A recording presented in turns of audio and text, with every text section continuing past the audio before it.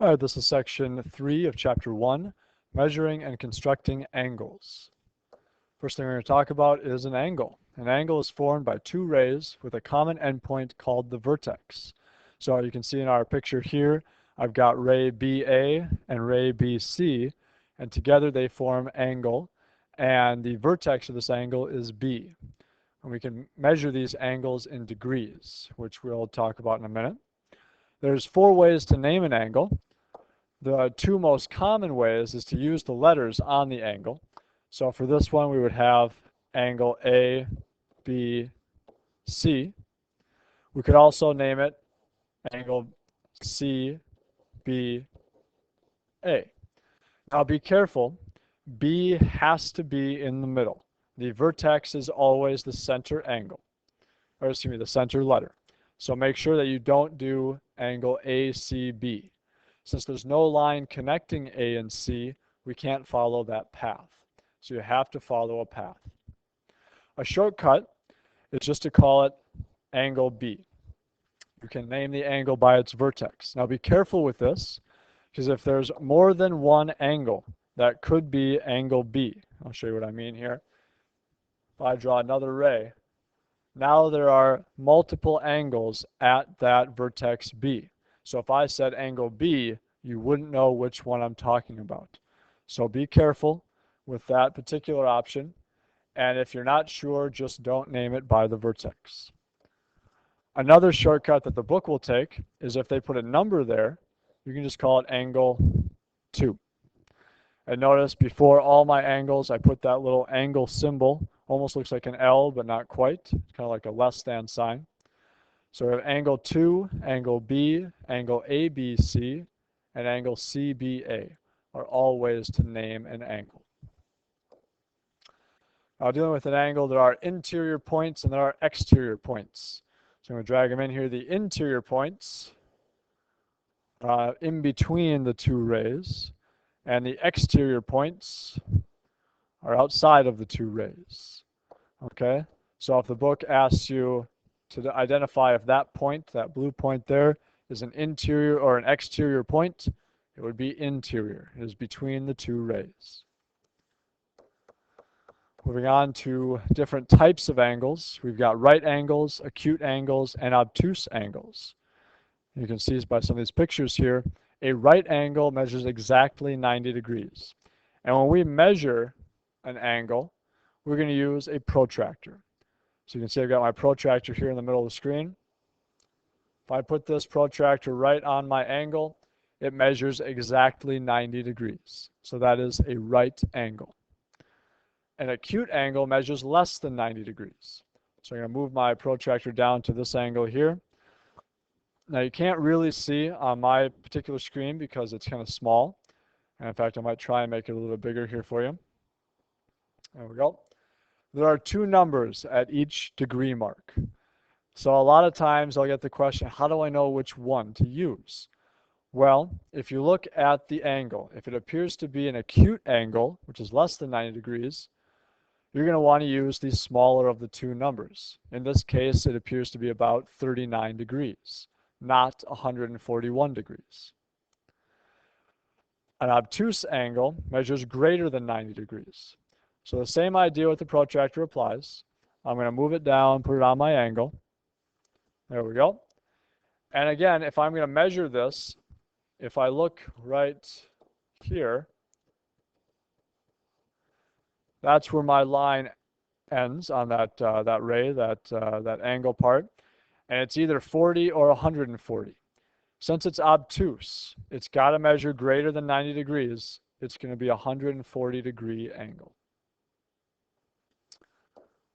So take what we just talked about, take a look at this picture here, and see if you can find a right angle, an acute angle, an obtuse angle, and we'll talk about a straight angle in just a second. So go ahead and pause it, see what you can do. All right, a right angle. So a right angle, again, it measures exactly 90 degrees. The only angle here we have is angle TQS. It's exactly 90 degrees. That is our right angle. For the acute angle, there are 2 options here. One is angle SQR, which measures 43 degrees, or we could also have chosen angle PQT, which is 47 degrees, and that is also an acute angle.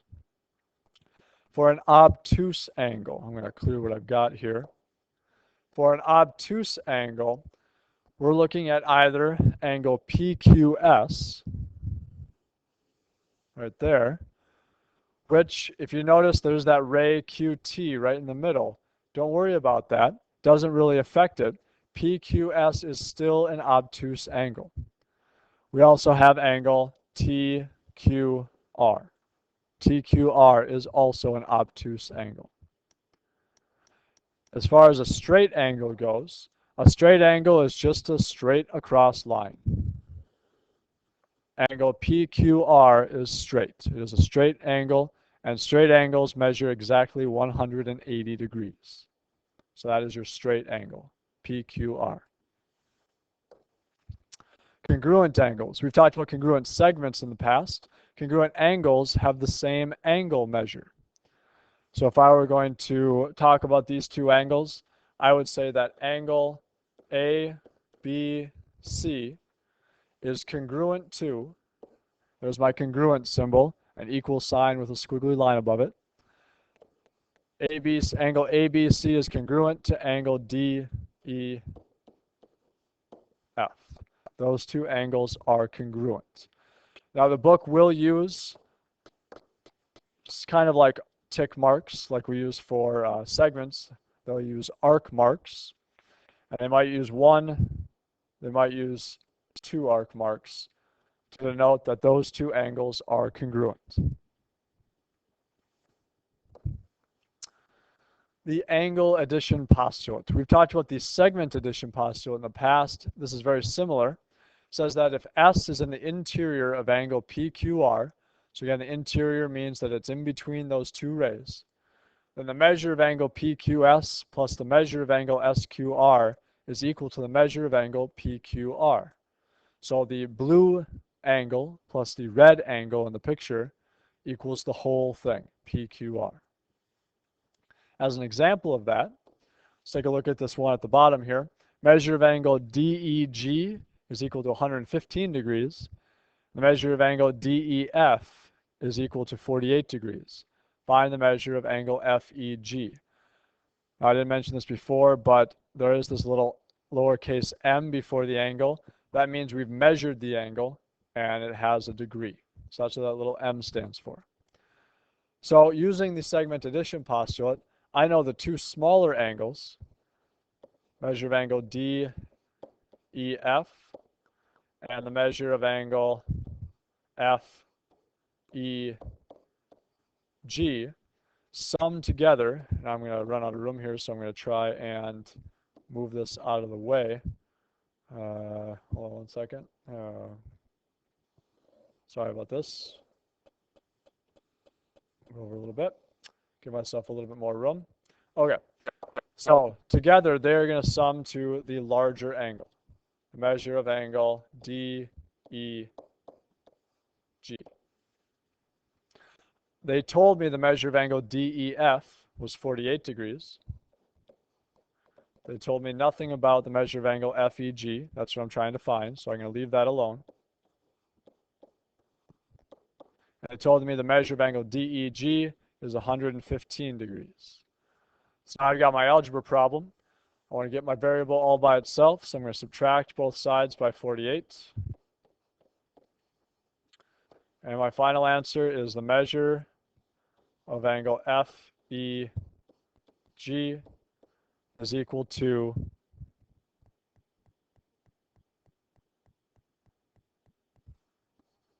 72. I apologize, not 72, 67. There we go. That's right. Okay. Try one on your own. Same idea. Plug in the pieces that you know and see what you can come up with. Find the measure of angle YWZ, given the information that they have. All right, let's see how you did. Again, I've got my basic setup, the two smaller angles, measure of angle x, w, y, plus the measure of angle y, w, z, equals the larger angle, the whole thing, measure of angle x, w, z. So they told me that the measure of angle x, w, y is 59 degrees. They did not tell you the measure of angle y, w, z, so that's my variable. And it told me the measure of angle XWZ is 121. So again, when I get my variable all by itself, I'm going to subtract 59 from both sides. And I'm going to get that the measure, angle Y, WZ, 72. Okay. An angle bisector. An angle bisector is a ray that divides the angle into two congruent angles. So you'll notice in the picture here, ray JK bisects angle LJM, so that the two green sections, angle LJK and angle KJM, are congruent. Again, this symbol here means that they are congruent. They are equal, they have the same measurement. So using that information, got an example problem here. Ray KM bisects angle JKL. They tell you that the measure of angle JKM is equal to 4x plus 6 degrees. The measure of angle MKL is equal to 7x minus 12 degrees. They'd like you to find the measure of angle JKM. So take a second, pause, see if you can figure this one out. All right, let's see how you did. So I know that this portion of my angle, JKM, and this portion of my angle, MKL, are congruent. They have the same measurement. So they're equal. So that means that 4x plus 6, which is JKM, has to be equal to 7x minus 12, the measure of angle MKL. Since they're congruent, it's the bisector. It goes right down the middle. Those two pieces have to be equal. So now it's an algebra problem.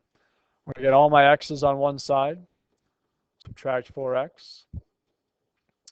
I end up with that 6 equals 3x minus 12. Got all my non-x's on one side. I'm going to add 12 to both sides. And I'm going to get that 18 equals 3x. To get x all by itself, I'm going to divide both sides by 3, which leaves me with x equals 6. Now that's great, but that wasn't the question. The question was find the measure of angle JKM. So if I take that information, that x equals 6, and plug it in to what they tell me, that measure of angle JKM is equal to 4x plus 6, I can say that the measure of angle JKM is 4 times 6 plus 6, which is equal to 4 times 6 is 24, plus 6 more will give me 30. So the official answer, the final answer, is that the measure of angle JKM is equal to 30. That's all we have for this section, so good luck.